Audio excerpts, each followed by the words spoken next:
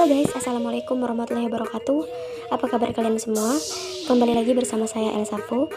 Baiklah guys, jadi hari ini saya akan melanjutkan review film Kurulus Osman, yaitu episode 2 part 1-nya. Nah, tanpa berlama-lama lagi, langsung saja kita masuk ke pembahasan filmnya. Check it out. Pada awal episode 2 ini, tepatnya di Istana Kulu Caesar, semua isi istana menangisi kematian Tekfur Yorgopoulos dan membawa jenazah Tekfur ke ruangannya. Sementara itu, Osman yang menyangka Bala pembunuh Tekfur masih menodong belatinya ke leher Bala dan menyuruh Bala mengaku apakah dia yang membunuh Tekfur. Osman mengatakan bahwa ia tidak peduli meskipun Bala menyelamatkan hidupnya. Apabila Bala pembunuhnya, maka ia akan membunuh Bala. Dan juga Osman menanyakan apa yang dilakukan mereka di sana, apakah mereka pembunuhnya. Lalu Bala yang tidak tahu menahu tentang kematian Tekfur kaget dan tidak mengerti apa yang Osman bicarakan. Lalu Bala melanjutkan bahwa Osman adalah orang Turki. Apa yang ia lakukan dengan penyamaran ini di sini? Lalu tiba-tiba dari belakang, pendeta yang ternyata bernama asli Dursun itu memukul kepala Osman hingga pingsan. Lalu Bala mengatakan bahwa Dursun hampir saja membunuhnya. Ketika melihat wajah Osman, Dursun kaget karena orang yang ia pukul dari belakang itu adalah Osman, putra dari Ertuğrul Gazi, dan bertanya apa yang ia lakukan di sini dan bagaimana ia bisa masuk ke dalam kastil itu. Bala yang juga terlihat terkejut mengatakan bahwa pria yang terkapar di hadapannya adalah ksatria pemberani yang terkenal itu sekaligus putra dari Ertuğrul Gazi. Lalu Dursun menjawab bahwa Osman adalah seorang pemberani sama seperti ayahnya. Mereka mengatakan serigala dilahirkan dari anak serigala. Lalu Bala mengatakan kepada Dursun untuk segera melakukan tugasnya dan ia sendiri yang akan mengurus Osman. Bala pun memeriksa Osman sementara Gonca dan Dursun sedang mencari dan memecahkan arti kode yang tertulis pada kot itu. Setelah memeriksa Osman, Bala menemukan luka di bagian belakang kepala Osman. Lalu ia berusaha menyembuhkan luka itu. Sedangkan Dursun sedang menelaah arti dari kalimat-kalimat aneh yang akhirnya ia menemukan ruangan sesuai yang terselip dalam kode itu. Mereka pun masuk ke ruangan rahasia itu dan membongkar semua kotak yang ada di sana. Dan akhirnya setelah mencari-cari, Dursun menemukan sebuah kotak yang ternyata kotak itu berisi sebuah benda suci yang Syekh Edebali inginkan. Setelah membuka kotak itu, alangkah senangnya mereka. Lalu Dursun mengatakan bahwa di luar sana pasti ada keributan di mana-mana karena kematian Tekfur. Jadi mereka harus cepat keluar dari kastil itu dan membawa benda suci itu. Sementara itu di ruangan Tekfur, Sofia yang berpura-pura sedih atas kematian suaminya itu mengatakan komandan istana tidak bisa melindungi Tekfur. Mereka telah membuat istananya menjadi kuburannya dan Sofia mendoakan semoga kutukan jatuh kepada komandan seperti mereka. Lalu dengan dramanya Sofia menambahkan bahwa komandan-komandan istananya tidak bisa seperti Osman. Ia memarahi komandan-komandan itu dan menanyakan bagaimana bisa mereka tidak melakukan langkah-langkah pencegahan. Lalu Komandan Kalanos juga dengan dramanya mengatakan bahwa tidak ada pengkhianat yang akan membunuh Tekfur mereka di kastil itu. Mereka adalah anaknya, mereka siap mati untuknya dan mereka juga akan menginterogasi semua yang ada di dalam kastil itu. Dan mereka akan membuat pelakunya berbicara. Lalu Kalanos menanyakan di mana terakhir kali Tekfur berada. Dan mereka akan mencari tahu semuanya. Lalu Sofia menjawab bahwa ia berada di dalam ruangannya dan Sofia menyuruh Helen untuk memanggilnya.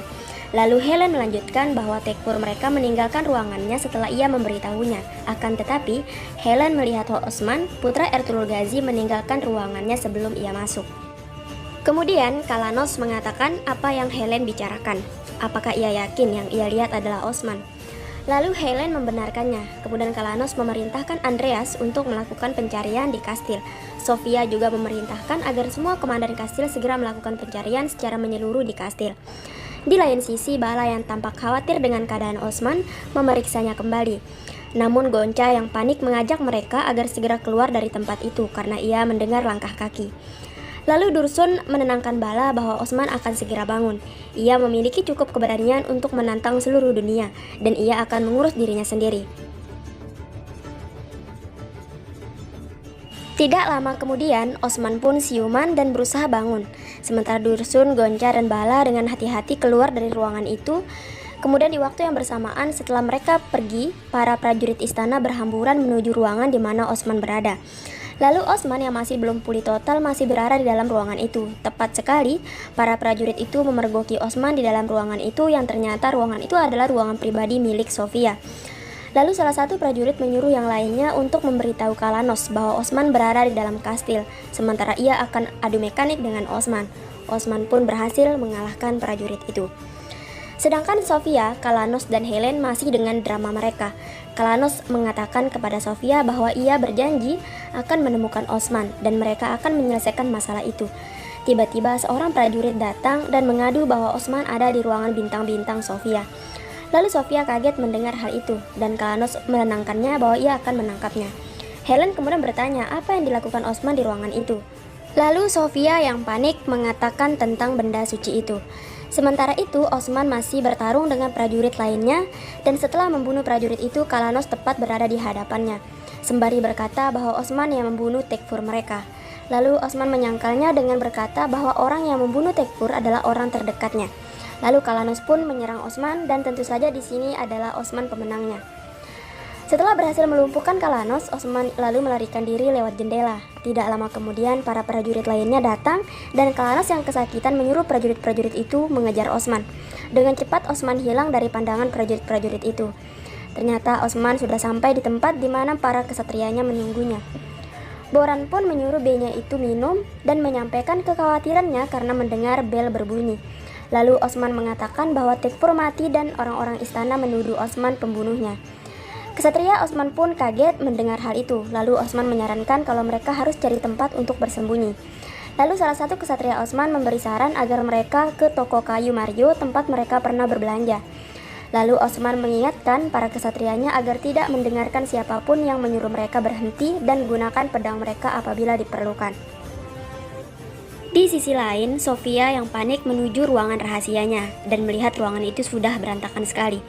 Lalu ia menuju kotak yang mana tempat benda suci itu disembunyikan. Namun malangnya benda suci sudah tak ada di tempat. Sofia yang sangat marah mengatakan bahwa mereka mengambil benda berharga dan peninggalan suci.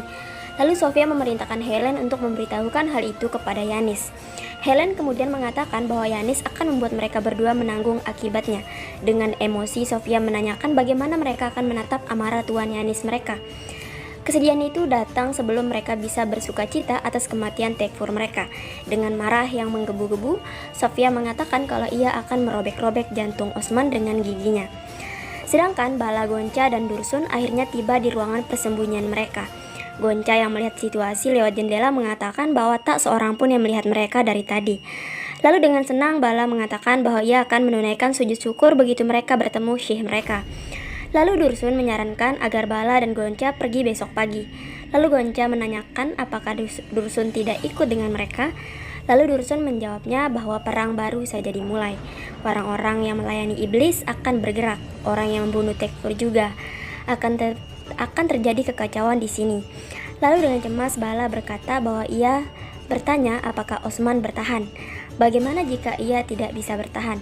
Kemudian Dursun mengalihkan pembicaraan dan mengucapkan syukur karena telah menemukan benda suci Ahi Evran dari musuh. Benda suci ini dicuri di season 5 di rilis Ertugrul ya guys. Lalu Dursun melanjutkan, akhirnya peninggalan suci Ahmed Yesevi Hazret Leri ada di tangan mereka. Ahmed Yesevi adalah pendiri tradisi Sufisme rakyat Turki yang memerintah kehidupan spiritual orang Turki selama berabad-abad. Lalu di lain sisi, Osman dan para kesatrianya berhasil sampai di toko kayu Mario.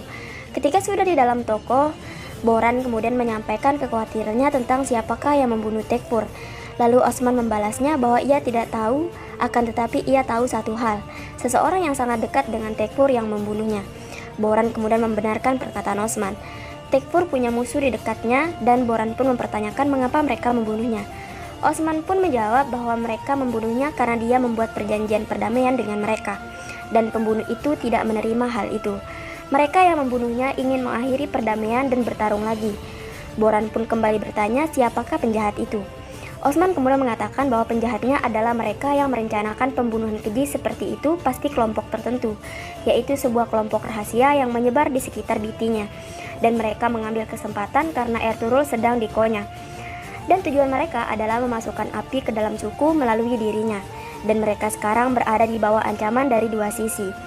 Dan orang yang bisa menyelamatkan mereka adalah Hatun bersaudara yang memakai gaun biarawati itu. Yang dimaksud adalah Gonca dan Bala. Jika mereka tidak bisa menemukan mereka, maka mereka akan menemukan pembunuh Tekfur dan pengkhianat yang ada di dalam kastil. Sementara itu, di ruangannya, Sofia sedang gelisah karena kehilangan benda suci itu. Ketika Komandan Kalanos masuk ke ruangannya, ia lalu menanyakan apakah ia berhasil menemukan Osman. Mereka tidak akan aman di wilayah itu sampai mereka menangkap Osman. Kemudian Kalanos berjanji dan bersumpah akan menemukannya dan membunuhnya. Sofia kemudian membalas bahwa bukan hal yang mudah untuk menemukan Osman. Ia harus datang sesuai keinginannya sendiri. Kalanos kemudian menanyakan bagaimana caranya. Sofia lalu menjelaskan bahwa jika mereka menangkap orang yang sangat dekat dengannya, maka ia akan menyerahkan diri. Malam ini iblis memiliki kastil. Kalau kau ingin bertahan, terkadang kau harus mendapatkan bantuan iblis. Jadi mereka akan mendapatkan kepercayaan Dundar B, dan kepercayaan itu akan membawa Osman keluar dari tempat persembunyiannya. Dan api akan mengenal sukunya karena Osman. Lalu Komandan Kalanos yang sudah mengerti akan maksud Sofia akan mengirim orang kepercayaannya. Lalu dengan naifnya Sofia mengatakan bahwa Osman putra Ertuğrul Bey yang merusak perjanjian, yang membunuh Tekfur mereka dengan kejam. Semua orang harus tahu bahwa Osman yang membunuhnya, dan orang-orang harus percaya. Juga semua orang harus tahu bagaimana suku Kai mengancam teman mereka. Kemudian di perkemahan suku Kai, tepatnya di tenda utama, terlihat Gundus datang menemui Dundar B. Lalu Dundar B menanyakan apakah Osman sudah ia temukan. Gundus mengatakan kalau mereka sudah mencarinya di mana-mana, namun mereka belum bisa menemukannya. Dundar mengatakan bahwa ia tidak mengerti apa yang Osman sebenarnya inginkan. Kadang-kadang dia adalah obat untuk luka mereka, kadang-kadang dia menaruh garam di dalam luka mereka seperti musuh. Lalu dengan lantamnya Zuhri berkata kalau Osman sudah di luar kendali. Mereka harus memberitahu Ertuğrul Gazi soal ini. Zuhri menyarankan agar Dundar mengirim surat kepada Ertuğrul. Dundar harus memberitahunya soal Osman yang tidak mau mendengarkan mereka. Lalu Aisyah membenarkan saran dari Zuhri dan mengatakan bagaimana kalau Ertuğrul datang ke perkemahan dan menanyakan di mana Osman. Apa yang harus mereka katakan kepadanya? Lalu Dundar dengan nada kesal mengatakan, lihatlah apa yang telah kau lakukan padaku. Kau tidak memberiku pilihan lain. Dan ucapan itu ditujukan kepada Osman. Lalu tiba-tiba Bamsi datang dan menanyakan di mana Osman berada. Ia sudah lama tidak melihat Osman. Anjing hutan sedang menunggu untuk mengisap darah. Bamsi takut mereka akan membunuh Osman juga seperti Aybars. Lalu dengan tatapan tajamnya Batur mengatakan semestinya mereka yang harus bertanya kepada Bamsi di mana Osman berada. Lalu Bamsi dengan kesalnya menjawab bahwa ia bukan seorang kepala suku. Kepala suku adalah Dundar B. Dia harus menyadari burung terbang dan angin bertiup. Lalu Bamsi bertanya, jika sesuatu terjadi kepada Osman, apa yang akan Dundar katakan kepada Ertuğrul B? Dan Bamsi lalu bertanya kepada Gundus, apakah ia akan menghadapinya sebagai kakak atau Dundar pamannya? Lalu Bamsi meralat panggilan paman menjadi B kepada Dundar. Kemudian dengan nada menyinggung, Bamsi berharap Ertuğrul B segera kembali jadi kepemimpinan suku akan kembali kepadanya. Kemudian dengan amarahnya Dundar menyuruh Gundus untuk mengirim kesatria guna mencari Osman, dan mereka tidak boleh kembali sebelum menemukannya, dan ia sendiri akan mengirim surat kepada Ertuğrul. Zuhri yang tidak berhenti berbicara membuat Dundar kesal dan mengatakan apa yang harus ia katakan. Haruskah ia bilang bahwa ia tidak bisa mengendalikan Osman? Bukankah kakaknya akan bertanya bagaimana ia bisa melindungi suku, bahkan ia sendiri tidak bisa melindungi keponakannya? Sementara itu di lain sisi terlihat Yanis yang sedang berada di sebuah goa didatangi oleh Megala. Lalu Yanis menanyakan apakah Tekfur Yorgopoulos meninggal. Megala pun membenarkannya. Kemudian Yanis bertanya lagi mengapa suara Megala dingin sedingin salju Olympus. Lalu dengan sedikit takut, Megala memberitahukan bahwa orang Sofia membawakan sebuah surat.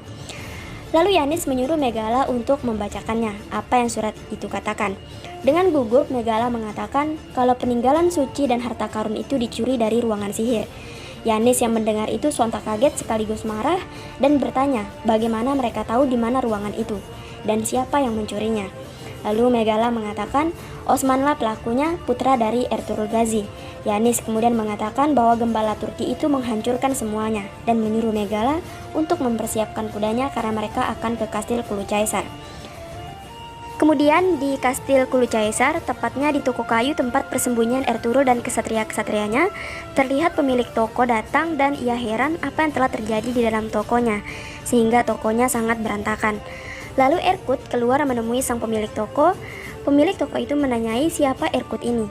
Erkut kemudian menyuruh si pemilik toko agar jangan terlalu merepotkan dirinya sendiri. Lalu di waktu yang bersamaan, kesatria-kesatria Osman lainnya keluar dan menabok si pemilik toko hingga pingsan.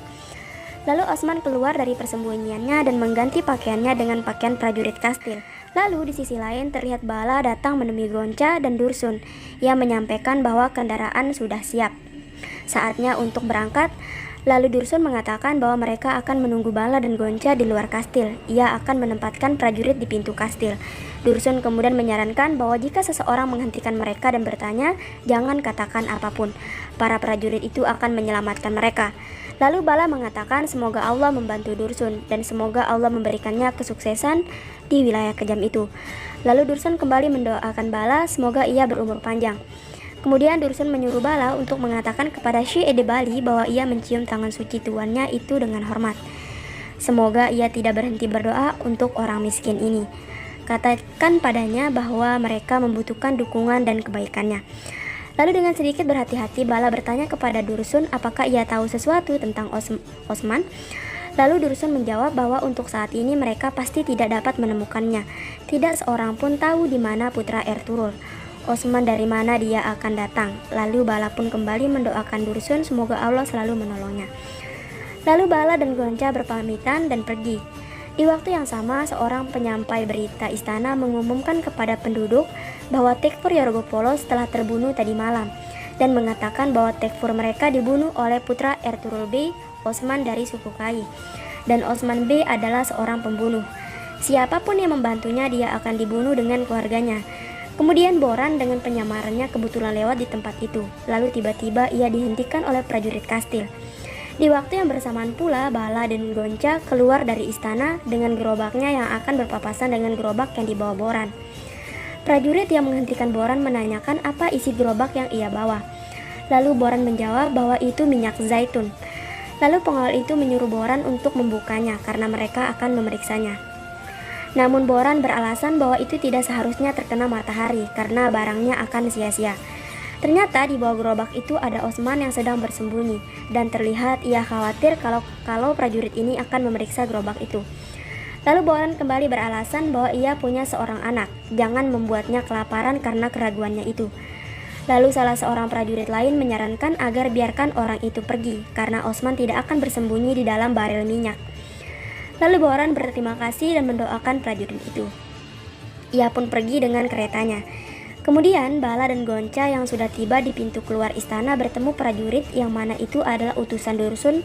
Tanpa banyak tanya, prajurit itu menyuruh temannya untuk membuka pintu istana. Dengan perasaan lega, Bala dan Gonca mengucapkan syukur mereka karena telah berhasil keluar dari istana itu dengan membawa benda suci itu. Sementara itu, Osman yang juga sudah berhasil tiba di depan gereja keluar dari persembunyiannya. Dan para kesatrianya datang menemuinya. Lalu Boran menanyakan haruskah mereka ikut dengannya. Lalu Osman mengatakan bahwa ia lakukan tugasnya yang sudah Osman berikan. Dan Osman sendiri akan pergi ke gereja. Ia akan menemui kesatria-kesatrianya itu di Carpenter. Kemudian Osman masuk ke dalam gereja yang di sana terlihat seorang pendeta yang ternyata adalah Dursun. Kemudian Osman menyapanya, lalu Dursun mengucapkan selamat datang kepada Osman. Osman lalu mengatakan bahwa ia berharap semua orang memiliki kekuatan Isa Effendi mereka. Karena itu cukup membuka semua penderitaan. Lalu Dursun mengatakan bahwa para nabi adalah tubuh yang dibangun dengan iman dan tidak mudah menjadi seperti Nabi Isa. Osman lalu mengatakan bahwa pendeta itu sangat beruntung. Ia menghabiskan hidupnya di biara yang jauh dari kejahatan. Lalu Dursun yang masih menyembunyikan identitasnya berkata kepada Osman bahwa itu pertama kalinya ia melihat Osman di gereja. Lalu Osman membalas bahwa memang ini pertama kalinya ia ke sana. Lalu Osman menanyakan apakah Dursun tahu orang-orang yang datang ke sini. Lalu Dursun berkata bahwa akhir-akhir ini orang yang datang ke sana lebih sedikit dari biasanya. Kebanyakan dari mereka memilih jadi muslim karena orang Turki. Ia tidak membiarkan yang muda pergi begitu ia melihat mereka di sana. Lalu Osman mengatakan bahwa ia sedang mencari seorang biarawati karena ia sangat penting untuknya. Lalu Dursun mengatakan bahwa kalau Osman menyebut namanya ia bisa membantunya. Osman mengatakan bahwa ia tidak tahu namanya. Jadi Dursun menjawab bagaimana ia bisa membantunya jika ia tidak tahu namanya. Lalu Osman menyebutkan ciri-cirinya, alisnya hitam, bermata coklat, tingginya sekian. Lalu Dursun menanggapinya bahwa ada banyak biarawati yang mirip dengan ciri-ciri yang ia sebutkan. Ada rahasia apa dengan biarawati itu yang membuatnya mengejar mereka? Lalu Osman menjawab bahwa ia berhutang nyawa padanya. Ia ingin membayar hutangnya. Lalu Dursun menanyakan apakah wajahnya dibintangi dengan bintik-bintik kecil. Lalu Osman mencoba mengingatnya. Osman kemudian membenarkannya, lalu Dursun mengatakan bahwa Osman sedang membicarakan Nevodaka, Mary gereja mereka.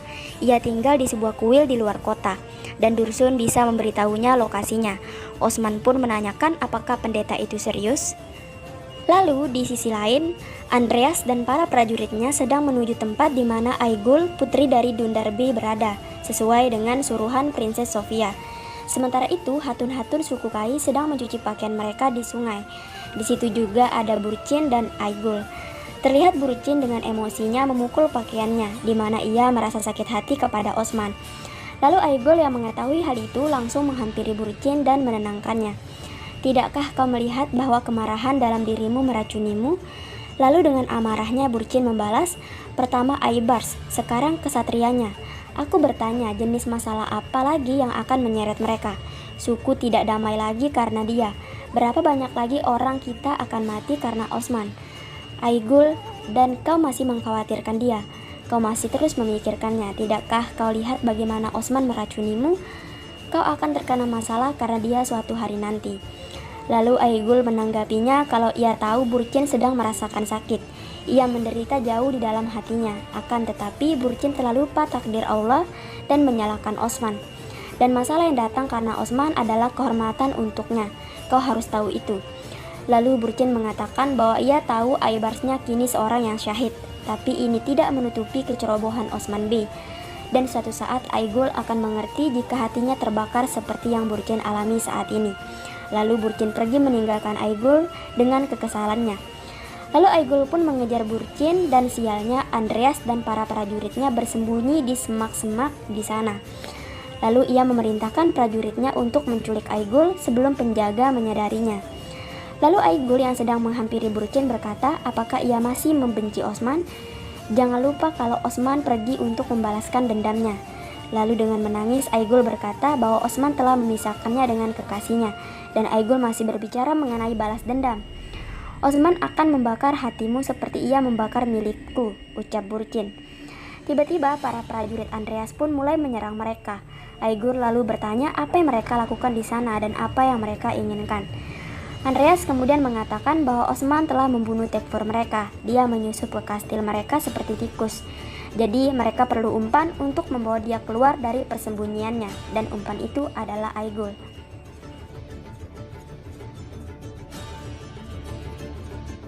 Mereka pun berhasil melumpuhkan Burcin dan membawa Aigul ke kastil.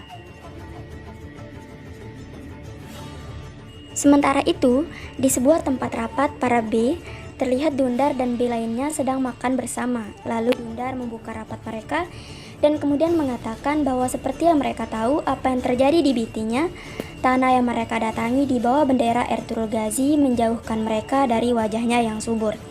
Dan itu tidak bisa membawa mereka lagi. Saat ini tenda-tenda mereka dan ternak meningkat. Ada banyak masalah yang terjadi di setiap tenda dan suku. Sebagian dari mereka memiliki sumber air yang jauh, dan beberapa dari mereka memiliki lebih sedikit herbal. Hampir semua para bandit dan bajingan menyerang kafilah, dan itu sebabnya mereka mencari salep untuk luka mereka dan solusi untuk masalah mereka. Solusinya adalah persekutuan. Nah, kesimpulannya mereka menandatangani perjanjian dengan Tekfur Yorgopolos, Tekfur dari Kastil Kulucaisar. Kedua belah pihak akan mendapatkan keuntungan berdasarkan ini. Barang-barang mereka akan dijual di pasar baru, bukan hanya di pasar Sogut.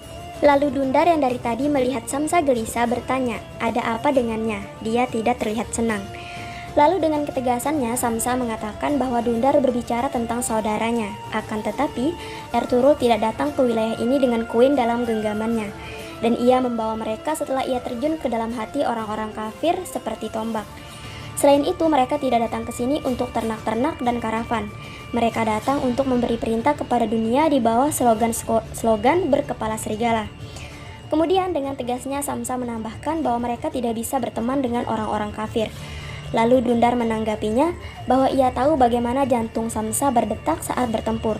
Tapi jangan lupa, wilayah ini direbut dengan pedang, tapi perintah tidak dibangun dengan pedang. Pemerintah membutuhkan koin, keterampilan, dan bakat. Lalu Samsa membalasnya kalau Samsa tidak ingin apapun selain daripada bertarung. Lalu Dundar mengatakan bahwa apa yang Samsa butuhkan bukan penaklukan, akan tetapi perintah. Keluarga berubah menjadi tenda, tenda berubah menjadi suku, dan suku berubah menjadi tanah air. Dan sudah berkali-kali Dundar menginginkan agar Samsa menikah, tapi ia tidak pernah peduli. Lalu dengan mengeluarkan pedangnya, Samsa mengatakan bahwa ia telah bertarung sejak ia mempunyai pedang di pinggangnya sampai hari ini. Ia sudah menganggap burung nasar sebagai tempat tidur dan langit sebagai selimut. Ia telah menjadi teman orang pejuang Turki dan musuh para pengkhianat. Dan ia tahu keberanian dan kebesaran Dundar, akan tetapi pedangnya adalah kekasihnya dan pendamping Samsa sehingga darah dalam nadinya berlari seperti kuda gila ketika menuju ke peperangan. Ia mengambil sumpah pernikahannya dengan pedangnya. Lalu sementara itu, Alisar dan para pengawalnya tiba di tempat pertemuan para bey itu. Sementara itu di pertemuan Gundus membalas Samsa bahwa mereka tidak meninggalkan pedang mereka hanya karena mereka membuat perjanjian persekutuan. Perjanjian yang mereka buat dengan Tekfur akan membawa kedamaian bagi semua orang. Tiba-tiba Alisar dengan sombongnya masuk dan menanggapi perkataan Gundus bahwa tidak ada kedamaian jika mereka tidak ada di sana. Lalu semua orang di sana berdiri menyambutnya. Dundar kemudian mengatakan bahwa kedatangan Alisar membawa kebahagiaan dan mengucapkan selamat datang kepada Alisar. Alisar lalu mengucapkan terima kasih sembari menyinggung bahwa ia mendengar kabar buruk yaitu mengenai perjanjian Dundar dengan Tekfur tanpa memberitahu Sanjak B-nya di sini. Alisar ini adalah Sanjak B di wilayah itu. Lalu Alisar melanjutkan bahwa semua tenda dan suku ini otoritas mana yang kalian pilih? Bukankah kalian tahu bahwa ia adalah bayangan sultan di wilayah ini? Ucap Alisar dengan sombong. Lalu Gundus menjawab agar Alisar tidak usah khawatir karena mereka tidak lupa batas mereka dan hormat mereka. Lalu Dundar juga menambahkan bahwa pintu Alisar bukan pintu yang bengkok melainkan pintu yang lurus. Mereka sedang mencoba menyelesaikan masalah mereka dan mengetuk pintu Alisar lebih dulu. Akan tetapi ia bertindak lebih awal. Lalu terdengar suara seorang prajurit yang ingin menemui Dundar B. Tiba-tiba Burjin masuk dengan luka di wajahnya. Bamsi yang panik melihat keadaan Burjin langsung mendekapnya. Lalu bertanya apa yang telah terjadi, siapa yang telah melakukan ini. Kemudian sebelum itu Bamsi memberinya minum sembari menanyakan penjahat mana yang memukulnya. Burjin lalu mengatakan bahwa Komandan Kalanos pelakunya dan ia telah menculik Aigul. Dundal yang panik lalu bertanya di mana mereka menculik Aigul. Lalu Burjin menceritakan bahwa mereka menyerang Aigul dan Burjin di sungai. Mereka membawa Aigul dengan paksa. Mereka melepaskan Burjin untuk memberitahu mereka semua. Lalu Dundar bertanya apa yang mereka inginkan.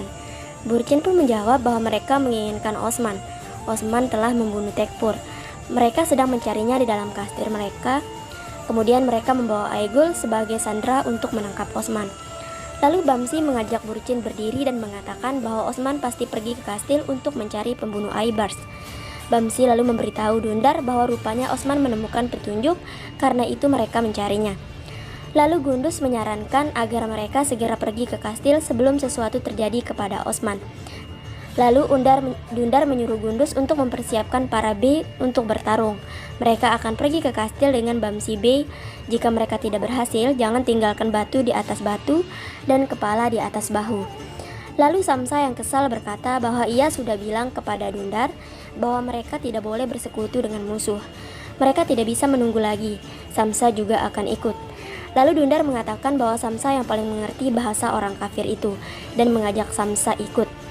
Lalu tiba-tiba Alisar menghentikan Dundar dan berkata kemana Dundar akan pergi ketika Sanjak B ada di sana. Mereka akan mengambil tindakan pencegahan lalu memberitahu sultan mereka. Dengan kesalnya Dundar menjawab ketika kehormatan dicuci oleh jiwa dan darah ditumpahkan untuk darah, ia tidak punya banyak waktu untuk menunggu. Lalu Dundar menyuruh Alisar untuk melakukan tugasnya sebagai Sanjak B dan ia akan melakukan tugasnya sebagai seorang ayah dan paman. Lalu mereka semua pergi meninggalkan tempat itu. Dengan gerutu Alisar berkata bahwa lihatlah Osman, pemburu suku Kai. Mereka pergi berburu berkali-kali. Ia belum melihatnya menembak di tempat lain dari targetnya. Osman pasti mengikuti pembunuh Aybars dan mari kita lihat apa yang ada di baliknya. Kemudian di lain sisi di istana Kulu Caesar, tepatnya di tempat persembunyian Osman dan kesatria-kesatrianya, Osman berkata kepada kesatrianya bahwa tujuan mereka jelas. Informasi yang akan mereka kumpulkan dari sana akan membawa mereka ke pembunuh saudaranya, Aybars. Lalu tiba-tiba ada suara yang memanggil namanya dari luar dan berkata bahwa ia tahu Osman ada di dalam kastil dan mendengarnya.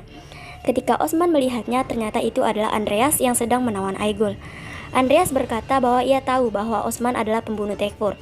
Osman kaget karena melihat Aigul di tangan Andreas.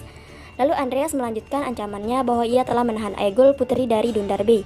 Kemudian ia memberi kesempatan terakhir untuk Osman agar ia menyerah, kalau tidak maka Aigul akan mati sebagai gantinya. Mereka sudah memberitahu Dundar Bey cepat atau lambat dia akan datang ke kastil untuk membawa putrinya. Jika Osman tidak menyerah, mereka juga akan membunuh Dundar. Lalu Andreas menyuruh Aigul berdiri dan mengatakan kepada Osman agar ia mau menyerahkan dirinya. Lalu dengan keberaniannya Aigul berteriak dan mengatakan kepada Osman agar tidak menyerah. Andreas yang kesal mendengar hal itu menarik Aigul dan menyuruhnya diam. Aigul lalu meludahi mukanya sehingga membuat Andreas murka dan menamparnya. Osman yang hampir tidak bisa menahan amarahnya melihat itu dicegah oleh para kesatrianya. Kemudian mereka meyakinkan B-nya bahwa mereka akan menyelamatkan Aigul. Lalu Andreas kembali berteriak dan berkata bahwa ini adalah perintah terakhir dan menyuruh Osman menyerah kepada Komandan Kalanos. Jika tidak, maka ia akan memisahkan kepala Aigul dari tubuhnya. Lalu Boran bertanya apa yang akan mereka lakukan. Kemudian Osman berkata bahwa ini saatnya untuk melakukan penaklukan kastil. Mereka akan menjadikan tanah ini sempit untuk pengkhianat-pengkhianat itu.